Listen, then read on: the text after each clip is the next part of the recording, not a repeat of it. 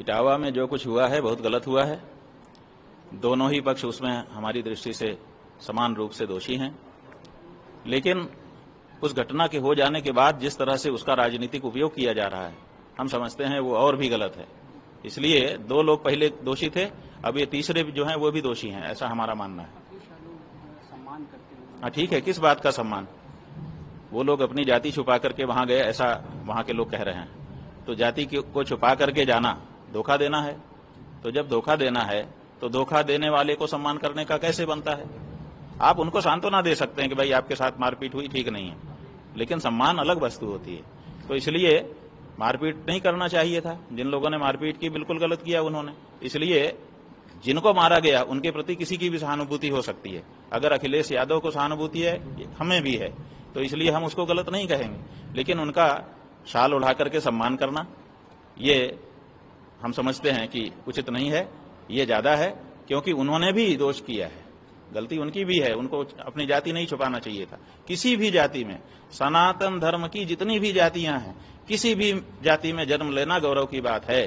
क्यों? क्योंकि सीधे भगवान के द्वारा 4 वर्ण जो बनाए गए हैं वो सीधे भगवान की रचना है, उन्हीं के अंगों से उनकी कल्पना की गई है। इसलिए हम जब एक ही परमात्मा के अंग हैं तो हमको इस बात का गौरव होना चाहिए। हाँ? नहीं, ऐसा है कि कथा तो भगवान की सबके लिए है, किसी के लिए नहीं, ऐसा नहीं। भगवान भी सबके लिए है।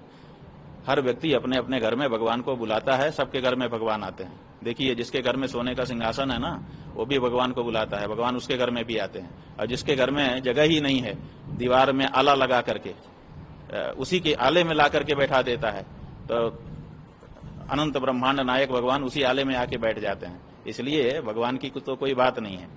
तो भगवान सबके हैं। भगवान की कथा कहने का, सुनने का सबको अधिकार है, लेकिन हमारे यहाँ कुछ मर्यादाएं भी बनाई गई हैं। तो उन मर्यादाओं में यह है कि जब सार्वजनिक रूप से कोई कथा होती है तो उसमें ब्राह्मण वक्ता व्यासासन पर बैठता है, ताकि हर वर्ण के लोग उससे सुन सकें, कोई ऐतराज न करें। हाँ, यही बात है ना कि आप पहले बौद्ध कथा कह रहे थे, अब राम कथा, कृष्ण कथा कहने के लिए आ गए, और फिर आपने अपनी एक कल्पना करके जाति कर ली और उस जाति के अनुसार आपने कागज बनवा लिए और उसी के अनुसार अपना नाम लिखने लग गए। तो ये जो है, इससे पता चलता है कि वो जो व्यक्ति हैं वो जिस जाति के हैं उस जाति में अपने को गौरव महसूस नहीं कर रहे हैं, इसीलिए वो अपने आरोपित जाति, एक दूसरी जाति बना करके आए हुए हैं। तो उनको ऐसा नहीं करना चाहिए। जिस जाति में जन्म हो गया उस जाति में एक से एक महापुरुष हुए होंगे। अपनी जाति के महापुरुषों का आदर्श ध्यान में रखते हुए उनको अपनी जाति पर गौरव रखना चाहिए और उस जाति को किसी से भी कम नहीं समझना चाहिए।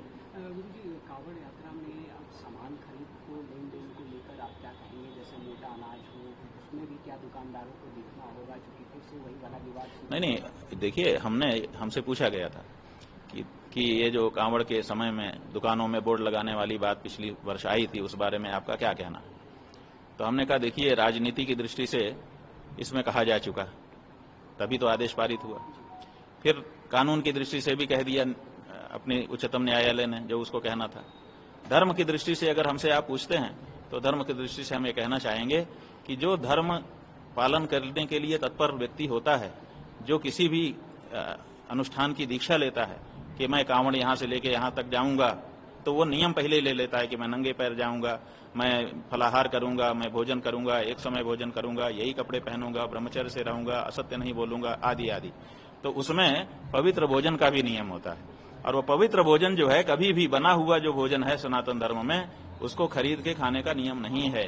ये पाश्चात्य संस्कृति है कि हम बना बनाया भोजन खरीद करके खाएं। हमारे यहाँ बना हुआ भोजन ना तो बेचा जाता है ना तो खरीदा जाता है। कच्चा अनाज जरूर व्यापार का विषय हो सकता है, तो और कच्चे अनाज को किसी से भी खरीदने में जो बाजार में बिक रहा है वो अपवित्र नहीं माना गया है हमारे धर्मशास्त्र। बिहार इलेक्शन हो, चाहे मध्य प्रदेश इलेक्शन हो, चाहे महाराष्ट्र इलेक्शन हो, चाहे भारत देश का इलेक्शन हो, हर इलेक्शन में हमने तय किया है कि हम सब सनातनी मतदान जरूर करेंगे, एक बात।